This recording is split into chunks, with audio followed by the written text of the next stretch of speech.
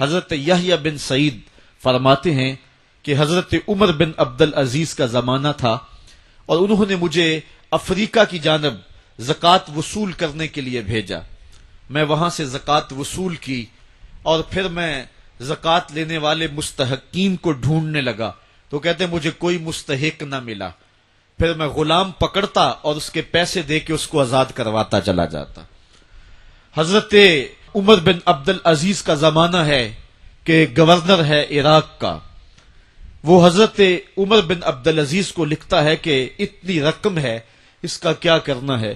تو عمر بن عبدالعزیز کہتے ہیں رقم لے کے یہاں نہ آنا، وہاں عراق کے لوگوں میں بانٹ دو، جو زکوٰۃ کے مستحق ہیں ان کو تقسیم کر دو.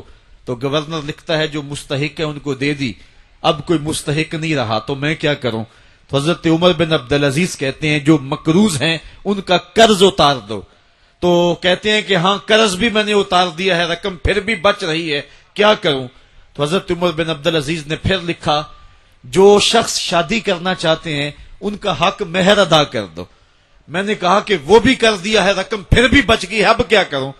تو حضرت عمر بن عبدالعزیز نے مجھے لکھا کہ جو غیر مسلم ہیں جنہوں نے ٹیکس دیا ہوا ہے، جتنا ٹیکس دیا ہے اس سے دگنے پیسے ان کو قرضے میں دے دو اور ان کو کہو جاؤ اس کا کاروبار کرو، کھیتی باڑی کرو، اور ساتھ انہیں یہ بھی کہہ دینا قرض کی فکر نہ کرنا اور زیادہ اس میں پریشان نہ ہونا، جب دے سکو گے دے دینا.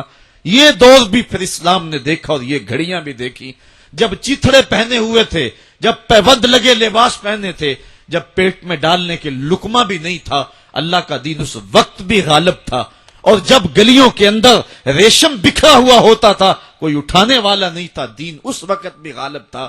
دین کا غالب ہونا یا نہ ہونا اس کا تعلق جو ہے وہ مال و دولت سے نہیں ہے. اقبال کہتا ہے کہ زوال بندائے مومن کا بے زری سے نہیں، مومن کا زوال بے زری سے نہیں ہے بلکہ اس کا سبب کوئی اور ہے. وہ سبب ڈھونڈنا ہے کہ ہم دنیا میں رسوا ہو کے کیوں رہ گئے، ہم زمانے کے سامنے تماشا کیوں بن کے رہ گئے. آج نبی کی امت پوری کائنات میں رسوا ہو کے کیوں رہ گئی؟ آج ہمارا تماشا دیکھا جا رہا ہے، آج بھوکے کتوں کو ہماری بیٹی اور بہنوں کے اوپر چھوڑا جا رہا ہے اور اس کا تماشا دیکھا جا رہا ہے. کیا ہم نے یہ دن بھی دیکھنے تھے؟ ہم نے سراغ لگانا ہے. دولت کی قلت اور کثرت یہ ثانوی چیزیں ہیں. ہم نے تاریخ میں دیکھا ہے ہم کبھی مالی طور پہ کمزور تھے، رسوا نہیں ہوئے ہیں. مال زیادہ ہو گیا، رسوا نہیں ہوئے ہیں. رسوائی کے سبب کوئی اور ہیں. سنو حضرت عمر نے کیا کہا. کہا لا الہ الا اللہ انا کنا اذل قوم فاعزنا اللہ بالاسلام. کہا کہ اے ابو عبیدہ بن جراح، ہم ایک ذلیل قوم تھے اور اللہ نے ہمیں اسلام کی وجہ سے عزت عطا کی ہے. اور میں تمہیں ایک تاریخ ساز بات کہنے لگا ہوں، اور وہ یہ ہے کہ جب تک ہم اس عزت والے اسلام کے دامن کو تھامے رہیں گے ہماری عزت قائم رہے گی، اور جب اسلام کے علاوہ کسی اور جگہ سے عزت ڈھونڈیں گے تو رسوا کر کے رکھ دیے جائیں گے. یہ ہے وہ خلاصہ جو حضرت عمر نے امتوں کے عروج و زوال کا بیان کیا ہے.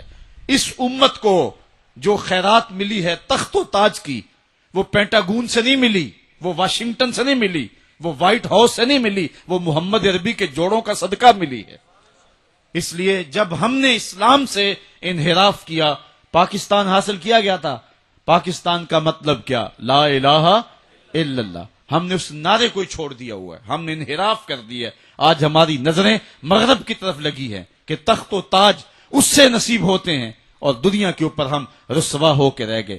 ہماری پستی، ہماری زبوحالی، ہماری ذلت کا سبب یہ ہے کہ جس جگہ سے ہمیں عزت ملی تھی ہم نے وہ مرکز ہی چھوڑ دیا ہے. اس مرکز حیات کو، اس مرکز زندگی کو، اس مرکز عزت کو ہم نے چھوڑ دیا ہے اور دنیا کے اوپر ہم رسوا ہو رہے ہیں.